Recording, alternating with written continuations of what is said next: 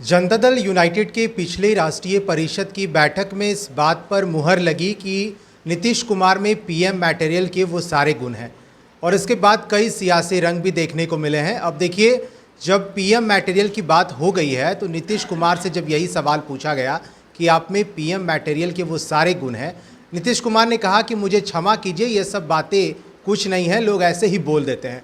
लेकिन सवाल इसलिए है क्योंकि राष्ट्रीय परिषद की बैठक में नीतीश कुमार खुद मौजूद थे और उनके ही देख रेख में इस प्रस्ताव को पारित किया गया। हम बात करेंगे, हमारे साथ भारतीय सब लोग पार्टी के राष्ट्रीय अध्यक्ष पूर्व सांसद हैं अरुण जी। क्या लगता है, जो पीएम मटेरियल की बात हो रही है, नीतीश कुमार से जब यही सवाल पूछा जाता है तो वो मुकर जाते हैं, कहते हैं मुझे क्षमा करें।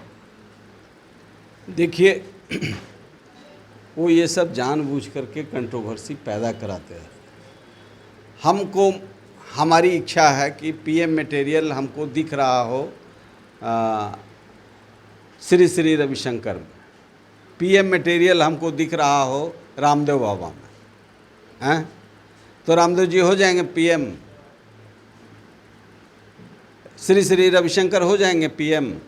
ये तो मानसिक दिवालियापन हो सकता है, बौद्धिक दिवालियापन हो सकता है, या फिर एक सातिराना अंदाज हो सकता है चर्चा में रहने का। भाई, नेशनल काउंसिल जैसे प्रतिष्ठित जिम्मेवार कॉन्स्टिट्यूशनल बॉडी ये पास कर रहा हो, जब जानता हो कि हमारे पास कितना एमपी है, 542 में हमारे पास 17, 12, 15, वो भी रहेगा कि नहीं रहेगा, उसमें भी एनडीए विदिन एनडीए है, जेडीयू विदिन जेडीयू है, उसमें कै गो विधायक, कै गो सांसद इनके साथ हो। ये तो कोरी कल्पना है ना, इसको प्रस्ताव पारित कराने की क्या ज़रूरत है। तो ये बाढ़ से ध्यान हटाने के लिए, बाढ़ बड़ी त्रासदी है बिहार के लिए। हजारों गांव गरीब गुरबा जिसका मिट्टी का घर है, छप्पर वाला है, वो सब डूबा हुआ है, एक फ्लोर डूबा हुआ है और 1.5 महीने से कहीं कहीं से माचिस बत्ती जा रहा है। इस बार सरकार ने कोई प्रबंधन नहीं किया। हाँ, कागज़ पर बना रहा होगा तो हम नहीं कह सकते हैं। इस बार पैसा बुगाही के लिए अभी एक इंजीनियर का पैसा आ रहा था, पकड़ा गया, हो सकता है लाइनअप नहीं होगा, पकड़ा गया। वो कह रहा है, अरे हम अकेले थोड़े खाते हैं।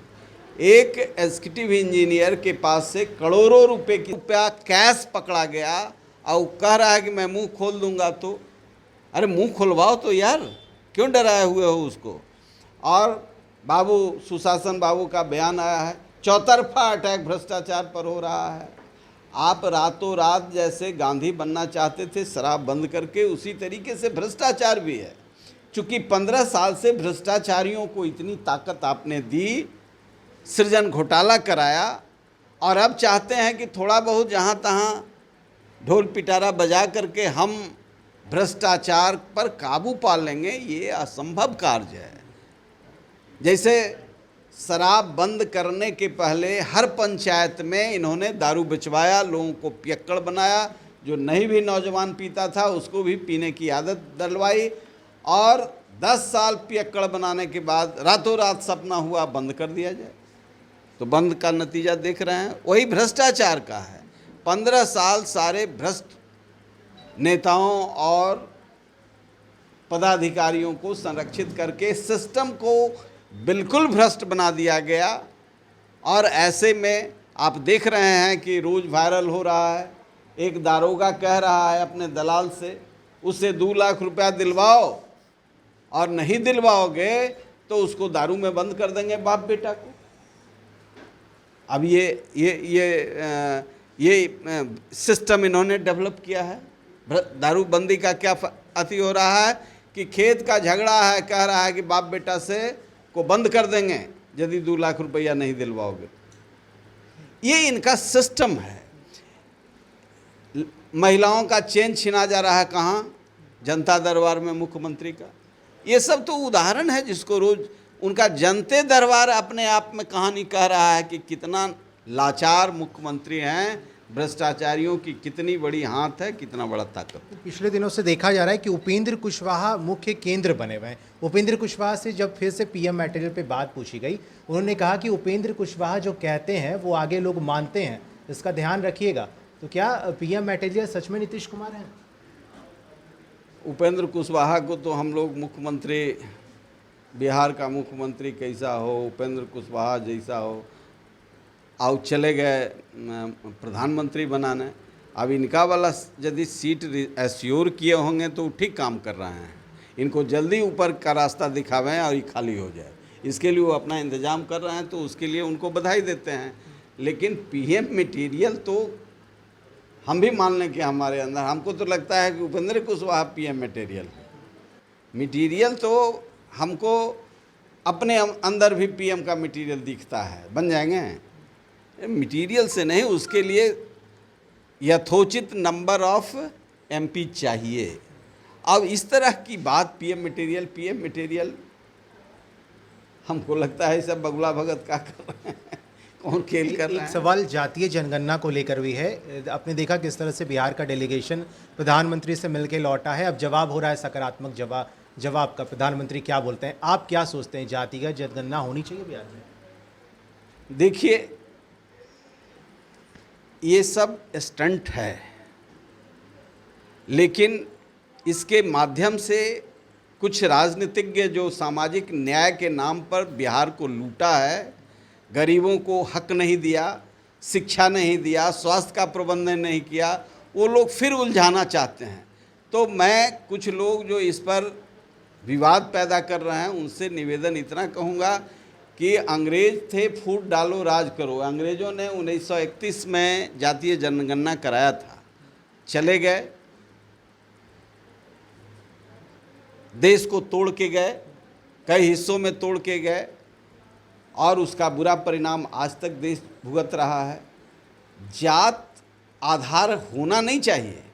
देश को यदि दुनिया के पैमाने पर चुनौती को स्वीकार करना है तो गरीबी आधार होना चाहिए, लेकिन फिर भी जातीय जनगणना करा लें तो कोई हर्ज नहीं है, करा लें।